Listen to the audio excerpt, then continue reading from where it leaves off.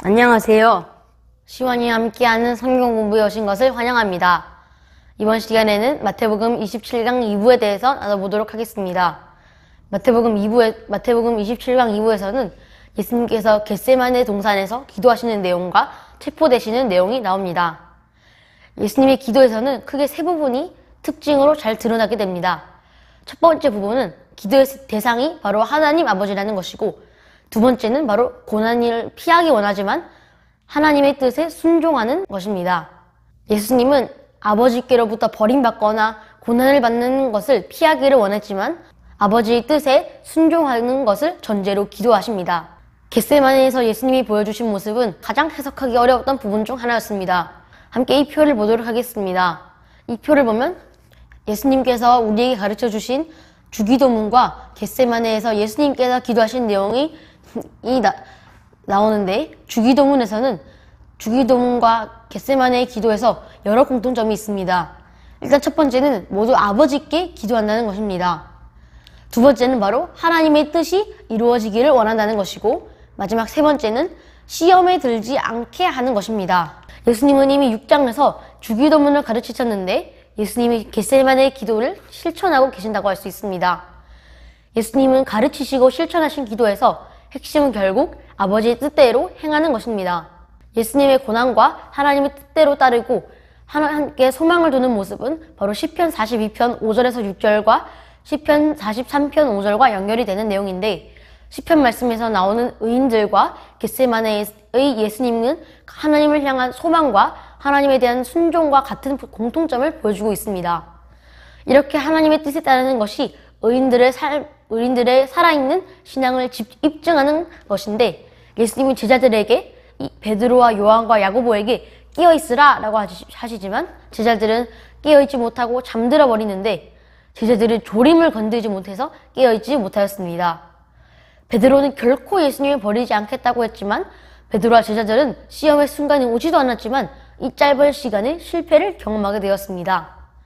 제자들은 예수님이 지속적으로 지향했던 아버지의 뜻대로 행하는 것에 동참하지 못했고, 또 함께 깨어서 기도하지 못하였습니다.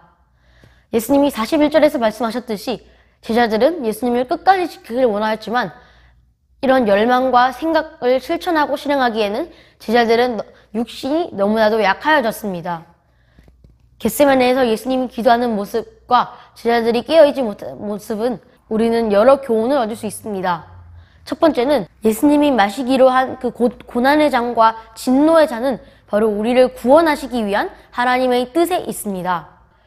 두 번째 교훈은 겟세마네의 예수님은 우리에게 기도의 모본을 보여주신다는 것입니다.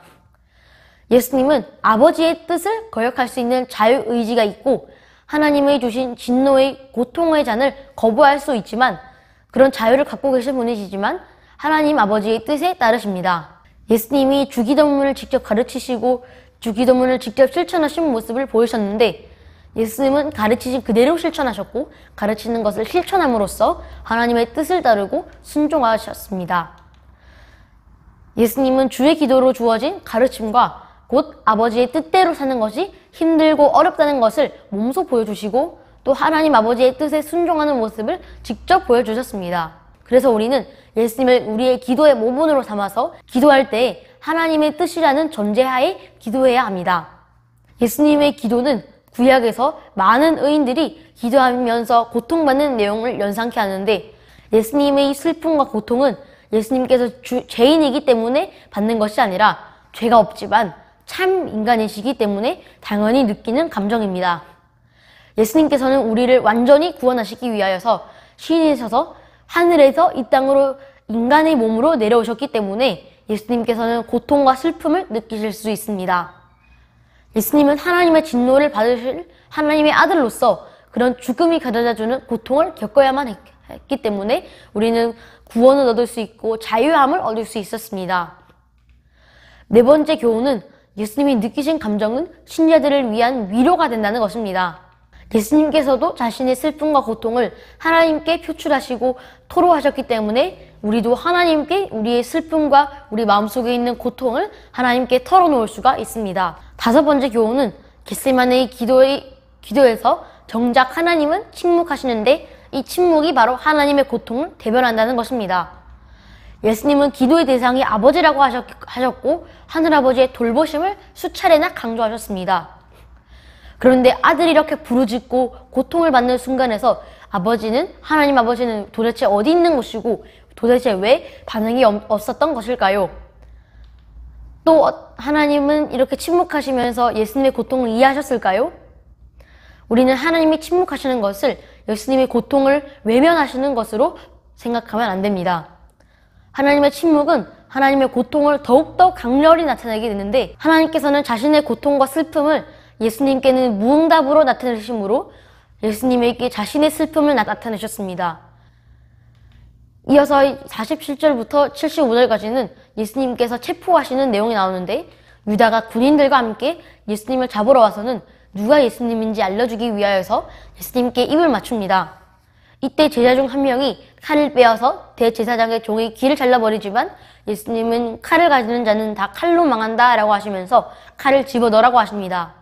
제자들은 이 세상의 소금과 빛으로서 칼이 아니라 사랑으로 이루어지는 하늘나라를 위해 부름받은 존재이고 또 예수님을 따라 사람들에게 긍휼함을 나타내고 사람들을 사랑하는 모습을 보여야 합니다.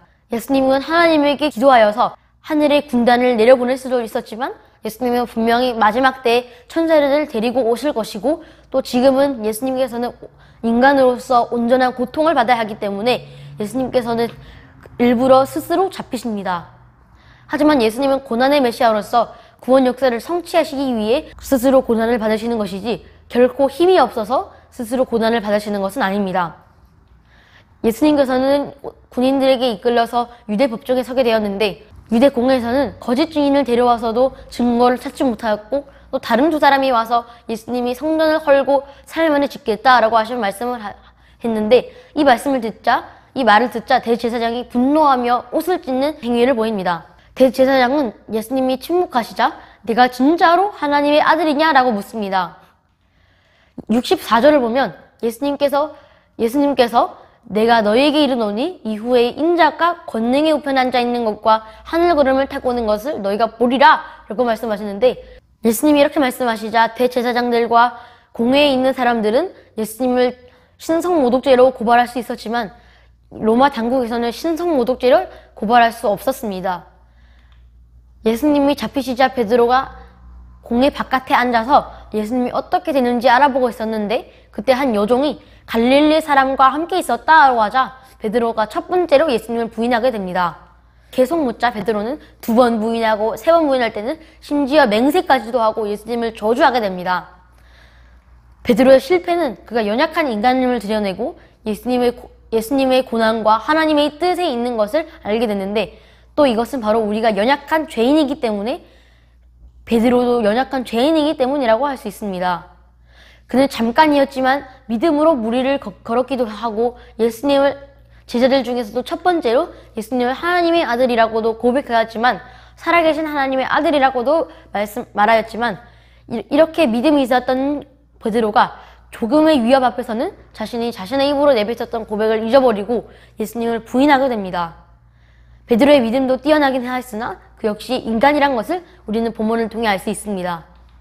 베드로도 하나님의 긍휼이 아니었다면 복음의 사역을 위해 쓰임받을 수 없었을 것이고 예수님께서도 부활하시고 베드로를 찾아가 제자라고 부르시면서 형제들이라고 말씀하시면서 베드로에게 다시 사랑을 보이시고 긍휼하심을 보이십니다.